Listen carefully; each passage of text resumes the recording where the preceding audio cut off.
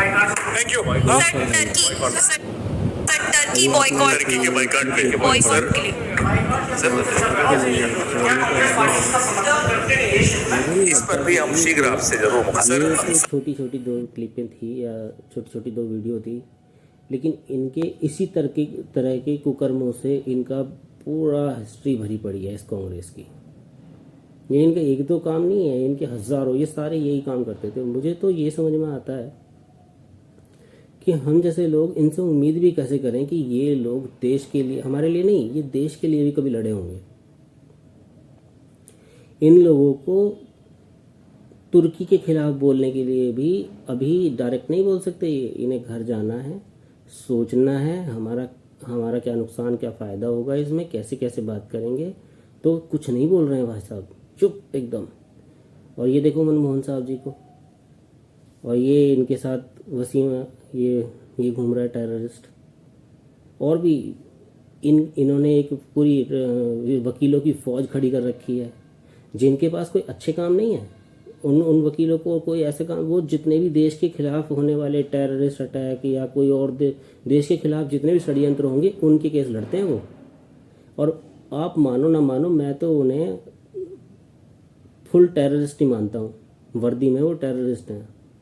हमारे संविधान में कोई ना कोई ऐसी व्यवस्था ज़रूर होनी चाहिए जो इस तरह के वकील, जो ऐसे टेररिस्टों के केस लड़ते हैं, रेपिस्टों के केस लड़ते हैं, बड़े बड़े बिजनेसमैनों के, उन्हें केस जिताने के लिए केस लड़ते हैं, बैंकों के केस लड़ते हैं।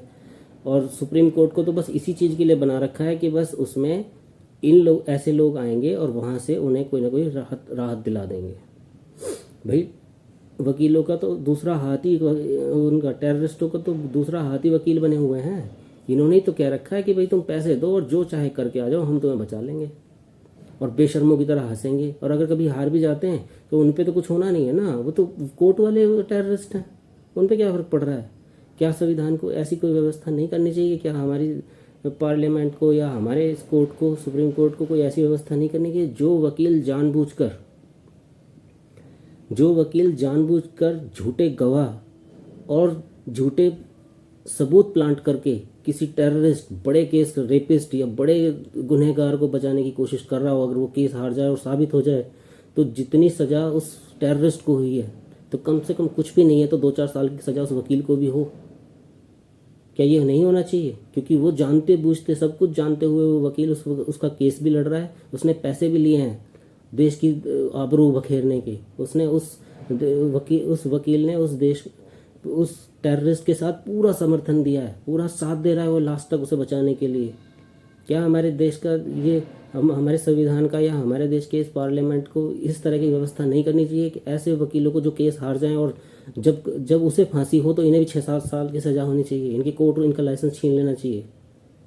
क्यों नहीं होता ऐसा बिल्कुल होना चाहिए। और ये बिल्कुल, ये वकील हमारे देश को बिल्कुल, आप देखो एक फ़ौज की फ़ौज है जो आपने देखा किसी गरीब आदमी को सुप्रीम कोर्ट पहुंचते हुए? आपने देखा किसी किसान को सुप्रीम कोर्ट पहुंचते हुए? कोई छोटा जिसके पास 1000, 2000, 10-20 हज़ार या लाख 2 लाख का केस कभी सुप्रीम कोर्ट पहुंचता है? नहीं जी, वो तो नीचे छोटी छोटी अदालतों में ख़त्म हो जाते हैं। मरे या जिए जो भी है उनका तो वहीं ख़त्म हो जाना है।